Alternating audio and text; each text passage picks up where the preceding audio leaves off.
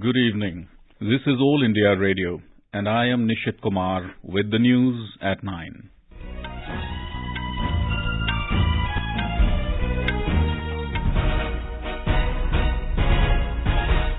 The headlines. International Year of Millets begins with enthusiasm across the globe to create awareness about its significance in sustainable agriculture. GST revenue collection in December 2022 increases by 15% than corresponding period of the previous year. Massive fire breaks out at polythene factory in Nashik, Maharashtra, 2 killed and several injured. India and Pakistan exchanged the lists of civilian prisoners and fishermen in their custody. And cold wave conditions intensify in northern India.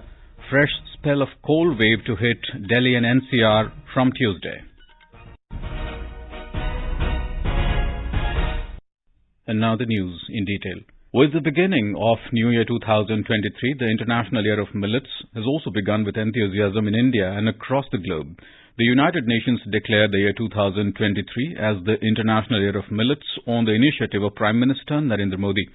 The aim to dedicate this year for millets is to create awareness throughout the world about the significant role of millets in sustainable agriculture and its benefits as a smart superfood. Focused activities will be taken up in the country by various ministries, state governments and Indian embassies abroad. They have allocated a focused month in 2023 to carry out various activities for promotion of International Year of Millets and increase awareness about benefits of millets. Our correspondent reports that millets were among the first crops to be domesticated in India, with several evidences of its consumption during the Indus Valley civilization. Millets like ragi, jowar, bajra are one of the oldest food grains known to humans. United Nations estimates show that more than 90 million people in Africa and Asia depend on millets for their diet. India is a major producer of millets, accounting for 80% of Asia's production and 20% of global production. January 2023 is the focus month for the Ministry of Sports and Youth Affairs and states of Chhattisgarh, Mizoram and Rajasthan for conducting events and activities related to promotion of millets. The ministry has planned 15 activities which include engaging sportspersons, nutritionists and fitness experts. In this month, the Embassy of India in Azerbaijan and in Belarus will be conducting activities ensuring the participation of local chambers, food bloggers, importers of food items and local restaurants. With Dipendra Bhupender Singh, AIR News, Delhi. The centre is providing food grains for free to states under the National Food Security Act NFSA for 1 year from today. The Cabinet had decided last week to provide grains free of cost to 81 crore beneficiaries during this year under NFSA. The scheme will also ensure effective and uniform implementation of the Act. Free food grains will concurrently ensure uniform implementation of portability under One Nation, One Ration card across the country. According to the Ministry of Consumer Affairs, the government has social and legal commitment to the people of the nation, a dignified life by ensuring them access to food and nutritional security through availability of adequate quantity of quality food grains. India today assumed the chairmanship of the plenary of the Wassenaar Arrangement for 1 year. The 42-member Wassenaar Arrangement is a multilateral export control regime that works to promote transparency and greater responsibility in transfers of conventional arms and dual-use goods and technologies through regular exchanges of information among its members. The External Affairs Ministry said India remains ready and committed to work in close cooperation with other members to further the Wassenaar Arrangement goal of contributing to regional and international security and stability. The gross goods and services tax GST revenue collected in December 2022 is over 1,49,000 crore rupees. Finance Minister said the GST revenues are 15% higher than the GST revenues in the same month last year. During the month, revenues from import of goods was 8% higher and the revenues from domestic transaction are 18% higher than the revenues from these sources during the same month last year. The minister said the total revenue of centre is 63,380 crore rupees and the states is 64,451 crore rupees after regular settlements in December last year. In Maharashtra, 2 persons were killed and 19 injured in a massive fire that broke out at a polythene manufacturing unit in Mondegaon village of Nashik today. The injured have been admitted in private hospitals in Nashik and condition of 4 workers is critical. More workers are feared trapped in the factory. Efforts are being made by emergency services to evacuate them. Our correspondent reports the accident took place at around 11 this morning. Senior officials of SRPF, NRDF are taking stock of the situation. Chief Minister Eknath Shinde visited Nashik and inquired about the injured. He said all possible help is being provided to the injured and announced an ex gratia of 5 lakh rupees each to the next of the kin of those killed. Mr. Shinde said a high-level inquiry will be conducted in this regard. In another incident in Maharashtra, a huge explosion occurred in a firecracker factory in Barshi village of Solapur district. According to preliminary reports, around 40 employees were working in the factory at the time of explosion. There is no official information about casualties. In Rajasthan, 18 people have been killed in separate road accidents today. 9 people were killed in Sikar district when a pickup truck hit a motorcycle coming from the opposite side and then rammed into the borewell machine on the Khandela-Palsana road. About 24 people were injured in this accident who are undergoing treatment at Sikar's hospital. Lok Sabha Speaker Om Birla has expressed grief over the death of people in this accident. In another incident, 5 people were killed when a car collided into a trolley on the Rawatsar Sardar Shahar mega highway in Hanumangarh district. A youth has been seriously injured in the accident. In Jodhpur district, a bus hit a car at Falodi, killing 2 young women and injuring 3 seriously. 2 people died and 3 injured in a road accident near Sahnali village on State Highway 70 near Khatoli in Kota. The accident happened when a speeding car hit a tree.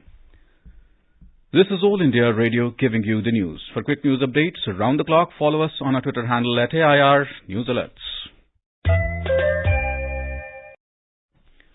Welcome back. India and Pakistan today exchanged the lists of civilian prisoners and fishermen in their custody. Under the provisions of the 2008 Agreement on Consular Access, such lists are exchanged every year on the 1st of January and the 1st of July. External Affairs Minister said India shared lists of 339 Pakistani civilian prisoners and 95 Pakistani fishermen currently in Indian custody. Similarly, Pakistan has shared lists of 51 civilian prisoners and 654 fishermen in its custody who are Indians or are believed to be Indians. The minister said Pakistan has been asked to expedite the release and repatriation of 631 Indian fishermen and 2 Indian civilian prisoners who have completed their sentence and whose nationality have been confirmed and conveyed to Pakistan. India and Pakistan also exchanged the list of nuclear installations and facilities covered under the agreement on the prohibition of attack against nuclear installations and facilities between the 2 countries. External Affairs Ministry said the exchange took place through diplomatic channels simultaneously at New Delhi and Islamabad. The agreement provides that India and Pakistan will inform each other about the nuclear installations and facilities on the 1st of January every year. This is the 32nd consecutive exchange of such lists between the 2 countries. Assam Chief Minister Himanta Biswa Sarma has said that the delimitation process would safeguard the interest of the indigenous people of the state. Talking to newspersons in Guwahati, the Chief Minister said delimitation process would be a non-political exercise based on data. He hoped that through this exercise, the rights of the Assamese people could be safeguarded in the coming days. Mr. Sarma said this process should be based on logic and not on emotions. On the issue of peace talks with ULFA Chief Paresh Barua, he urged the civil society and organizations to press the ULFA leader to give up the sovereignty issue. Mr. Sarma said the government couldn't hold talks with ULFA on the sovereignty issue as demanded by Paresh Barua. He added that a total of 1,729 militants have laid down arms last year. Election Commission of India had asked the state government to issue a complete ban on the creation of new administrative units with effect from the 1st of January 2023 till the completion of delimitation exercise in the state. Minister of State for Science and Technology, Dr. Jitendra Singh, has stressed that research related to science and technology should reach the local level to make India a global hub of research and innovation during this Amrit Kaal. Briefing the media in New Delhi today, Dr. Singh said 2023 Science Vision will define India in 2047. The minister discussed several outlines set by various Science and Technology departments for this year. प्रधानमंत्री श्री नरेंद्र मोदी जी ने पिछले 8-9 वर्षों में जिस तरह से विज्ञान को सम्मान दिया है, वैज्ञानिकों को सम्मानजनक स्थान दिया है, वातावरण में उस तरह के परिवर्तन लाए कि उनके कामकाज में जो बाधाएं थी उससे उनको मुक्ति मिल जाए। बहुत से नियमों का सरलीकरण हुआ। उदाहरण के तौर पर जैसे अंतरिक्ष को प्राइवेट पब्लिक पार्टिसिपेशन के लिए खोल दिया गया। आज उसका नतीजा यह है कि प्राइवेट रॉकेट वहां से लॉन्च हो रहे हैं और ये वर्ष समाप्त होते ही एक अद्भुत किस्म का उत्साह मिलेगा देश भर में, जबकि हम पूरी तरह तैयारी में होंगे गगनयान छोड़ने की, जो भारतीय मूल के एस्ट्रोनॉट्स को अंतरिक्ष में ले जाने का काम करेगा। Mr. Singh said Council of Scientific and Industrial Research will focus on green hydrogen and biotechnology department will work towards the improvement of vaccines for the existing and emerging diseases. Dr. Singh also expressed his confidence that the country's blue economy will see further headway through the Earth Sciences Ministry. In Gujarat, a prayer meeting was held today in Vadnagar in memory of Prime Minister Narendra Modi's mother Hiraben. Various political leaders and well-wishers attended the meeting. Hiraben died at the age of 100 in Ahmedabad on Friday. Prime Minister Narendra Modi has expressed grief over the demise of Revenue Minister of Tripura, Narendra Chandra Debarma today.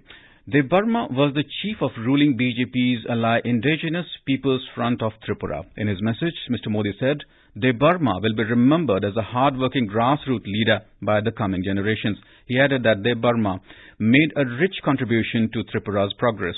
The Prime Minister also conveyed condolences to Debarma's family and the supporters. Narendra Chandra Debarma breathed his last at a hospital in Agartala today. He was 84. Leftist leader Luiz Inácio Lula da Silva will be sworn in as President of Brazil today under tightened security in the Brazilian capital following threats of violence by supporters of his far-right predecessor Jair Bolsonaro. 77-year-old Lula narrowly defeated Bolsonaro in October 2022 to win an unprecedented third presidential term after a hiatus of a year and a half behind bars on corruption charges. In his previous years as Workers' Party president from 2003 to 2010, the former union leader lifted millions of Brazilians from poverty during a commodity boom that boosted the economy. Now he faces the daunting challenge of improving Brazil's stagnant economy while also uniting the country. India Met Department has forecast dense fog and cold wave conditions will continue in Punjab, Uttar Pradesh and Bihar in the coming days. Talking to AIR News, senior scientist in the IMD, R.K. Janamani said cold wave condition will continue to sweep Rajasthan also. For Delhi, he predicted further drop in temperature and a fresh spell of cold wave on the 3rd of January. The temperature over Delhi has further fallen and now the temperature is 5 to 6 degrees centigrade. And for the North India, the dense fog to very dense fog prevailed over mainly covered Bihar and Uttar Pradesh and has impacted railway and flight also. Cold wave will continue to prevail over Rajasthan. Temperature has fallen last night 4 to 6 degrees. And the prediction is that we have given orange warning for mainly Punjab and Uttar Pradesh and Bihar for dense fog and cold wave. Delhi last 2 days has reported only shallow fog and everything is normal. However, in Delhi, there is a likelihood that on third night, cold wave may return and temperature may fall up to 4 degrees. In Rajasthan, minimum temperature has been recorded below 10 degrees in all divisions of the state. Fatehpur, Shekhawati and Sikar recorded a minimum temperature of 1 degree Celsius and Churu recorded 1.6 degrees this morning. In Himachal Pradesh, due to fog in the low-lying and plain areas of the state, people are facing severe cold. In most of the tribal areas, minimum temperature is being recorded much below the freezing point. Lahore Spiti district headquarter Kelong recorded a minimum temperature of minus 9.6 degrees Celsius today. IMD says dense fog along with cold wave conditions will continue at isolated places of low hills and plains during the next 3 days. And now, before we end the bulletin, the headlines once again. International Year of Millets begins with enthusiasm across the globe to create awareness about its significance in sustainable agriculture.